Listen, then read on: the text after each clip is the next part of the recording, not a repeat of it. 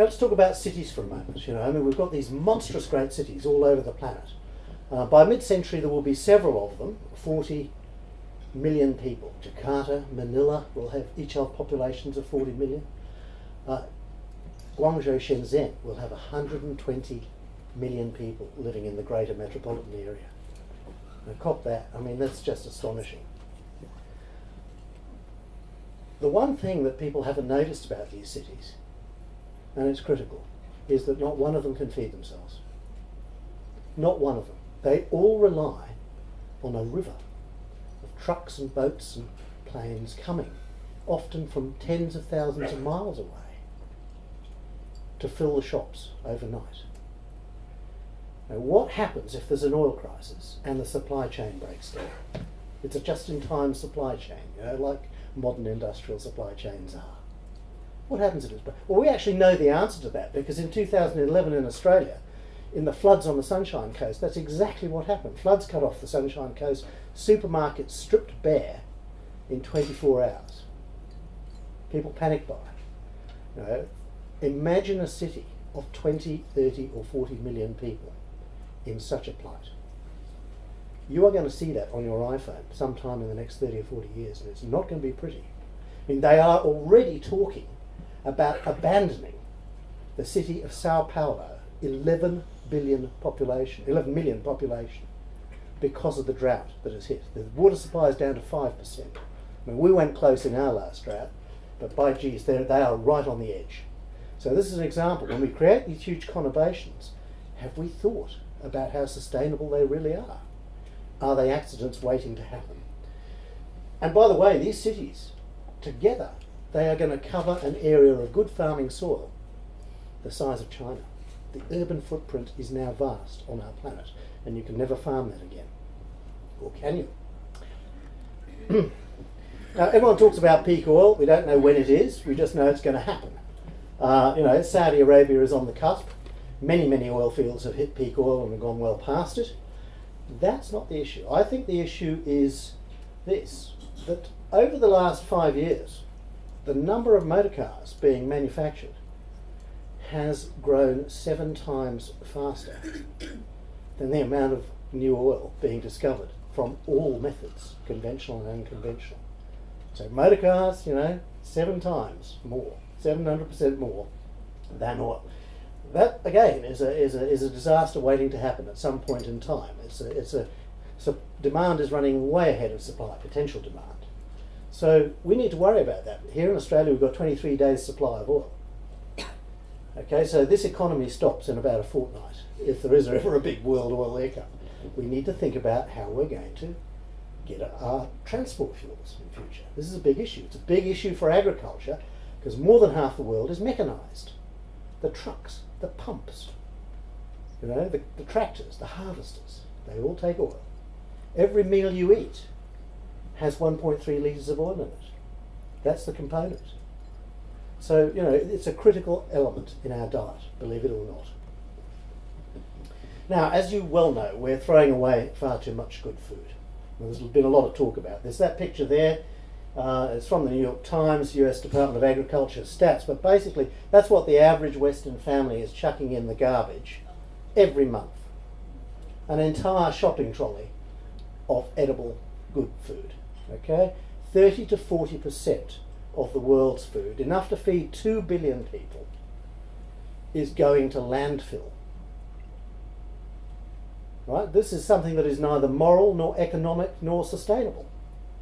And we are the first generation, ladies and gentlemen, in the whole of human history to chuck away half our food. What would your grandparents say about that? I mean, I know what my grandma would say. She would say I was an idiot if I was throwing away half my food, and she would be right. The other thing is that, we keep this machine, this huge agricultural juggernaut going worldwide by feeding it on fertilisers, which are mined from rock. All of the primary resources of high quality phosphate are now running out. Okay, we're just about through all of those. Nauru, Christmas Island, one country supplies most of the world's phosphorus, Morocco. So if they ever have an Arab Spring, heaven help us. So the supplies of and nothing in the world, no living creature can survive without phosphate. Okay, it's part of your genome, ATP. The P is for phosphorus. So it's an absolute essential ingredient for life, for agriculture, for humans. We have to find more phosphorus, or we are going to hit the wall. So bear in mind these two factors, because they do pose the solution, which I will come to. Now, peak fish, in terms of the world's oceans, occurred in 1994. The world catch has been actually going down steadily since that date. It's currently just under 80 million tonnes, and it's shrinking. What that says is that even if we manage to improve how we look after our fisheries and we can develop them to a sustainable level, we are not going to double the amount of fish we get out to sea. Okay, as the human demand for food doubles. So again, there is a finite limit to the amount of nutriment that we can extract from the oceans using the methods that we use today, chasing them around with big trawlers and things like that. So FAO says 90% of the world's fisheries are fully exploited or overexploited. Right? That leaves us very, very little room for manoeuvre. Here in Australia, we import 80% of our fish.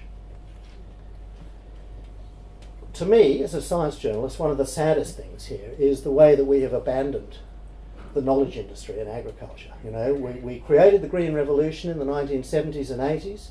We fed the world. We actually enabled the current population boom by doing so. But then we took our foot off the accelerator. Countries like Australia, like America, like or the nations of Europe, stopped investing in agricultural science and technology. Right? And as a result, world crop yields began to stagnate. Now, this is not an easy car to restart once you've stalled it. Okay, you put your foot on a scientific accelerator. It takes 20 years for a new science and technology to be researched, developed, commercialised, and adopted by millions of farmers. Okay, so any solution to this problem starting today, is not going to be felt until 2035. So this is a really serious issue. The world currently spends about $50 billion a year on agricultural and food R&D.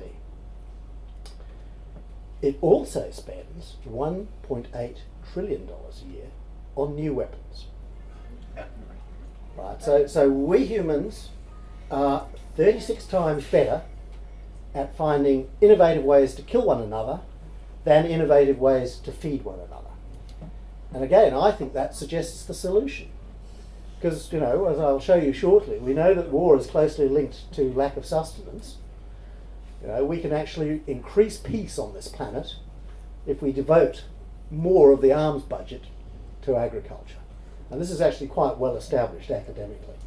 But we have to change what's going on now, because having food down the bottom there is just not good enough. And putting all our money into developing drugs and stuff like that is just crazy. Okay, so here's the big picture, the current system at the moment.